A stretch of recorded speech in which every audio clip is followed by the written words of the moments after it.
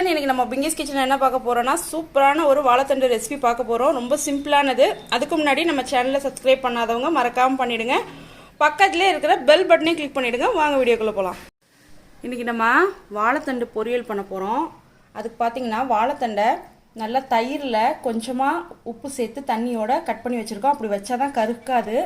பாருங்கள், கொஞ்சம் கூட கருப்பாகவே இல்லை. அடுத்தது தேங்காய் துருவல் கொஞ்சமாக, சோம்புத்தூள் கொஞ்சம், வெங்காயம் கொஞ்சம், கடுகு உளுத்தம்பருப்பு, தாளிக்கிறதுக்கு எண்ணெய், காரத்துக்கு வரமிளகாய், கருவேப்பிலை, கொஞ்சமாக உப்பு.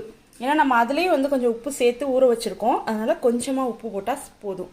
வாங்க எப்படி செய்யுதுன்னு பார்ப்போம். இப்போ பாருங்கள், கடாய் வச்சுட்டு இதில் நம்ம கட் பண்ணி வச்சுருக்கிற வாழைத்தண்டை அப்படியே அந்த தயிரோடையே சேர்த்துக்கலாம்.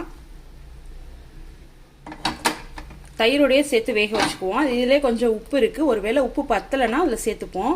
தயிரோட வேக வைக்கிறப்ப நல்லா நமக்கு அந்த வாழைத்தண்டு கலர் மாறாமல் அப்படியே இருக்கும், நிறம் மாறாமல் அப்படியே இருக்கும். டேஸ்ட்டும் சூப்பராக இருக்கும். இப்போ இது ஒரு 5 நிமிஷம் வேகட்டும். பாருங்கள், நல்லா வெந்துட்டுருக்கு. சூப்பராக வாசனை நல்லா இருக்கும் தயிரோடு சேர்த்து வேக வைக்கிறப்போ. இப்போது இந்த அளவுக்கு மட்டும் நான் உப்பு சேர்க்குறேன். ஏன்னா ஆல்ரெடி நான் அதில் உப்பில் தான் ஊற வச்சுருக்கேன். அதனால் இந்த அளவுக்கு உப்பு கம்மியாக இருக்குது. அதனால் இந்த அளவுக்கு சேர்த்துட்டு மூடி போட்டு வேக வச்சிடலாம்.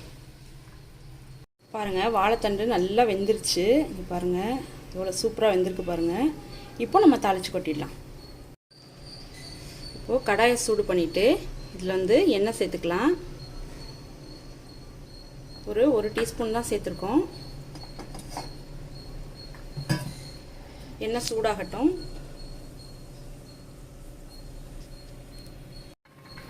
இப்போ எண்ணெய் சூடாயிடுச்சு. இதில் கடுகு உளுத்தம் பருப்பு சேர்த்துப்போம்.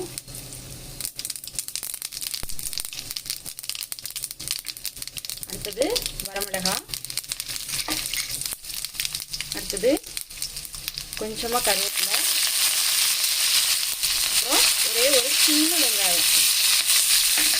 இது எல்லாத்தையும் வதக்கி விட்டுலாம்.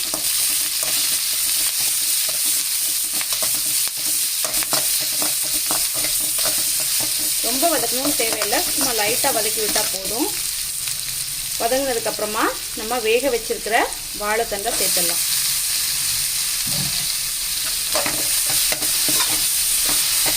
இதை நல்லா வதக்கி விட்டுட்டு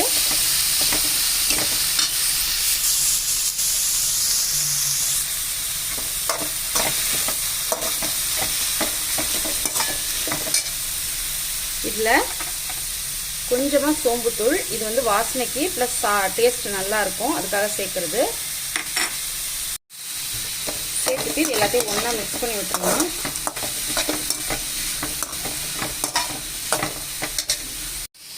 கொஞ்சம் கூட கலர் மாறாமல் எவ்வளோ சூப்பராக செஞ்சுருக்கோம் பாருங்கள். அடுத்தது தேங்காய் துருவல்,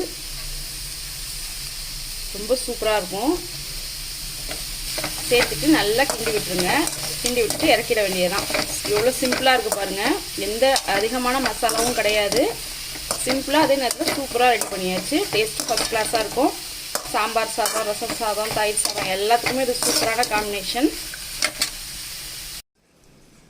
இன்றைக்கி நம்ம சிம்பிளான சூப்பரான வாழைத்தண்டு ரெசிபி ரெடி பண்ணியிருக்கோம். ரொம்ப ஈஸி தான் செய்கிறது, ரொம்ப சூப்பராக இருக்கும். உங்களுக்கு இந்த வீடியோ பிடிச்சிருக்குன்னு நம்புகிறேன். உங்களுக்கு இந்த வீடியோ பிடிச்சிருந்ததுனா லைக் பண்ணுங்கள், கமெண்ட் பண்ணுங்கள், ஷேர் பண்ணுங்கள், மறக்காமல் சப்ஸ்கிரைப் பண்ணுங்கள். பக்கத்தில் இருக்கிற பெல் பட்டனை கிளிக் பண்ண மறந்துடாதீங்க. எங்கள் சேனலை சப்போர்ட் பண்ணுங்கள். தேங்க்ஸ் ஃபார் வாட்சிங்.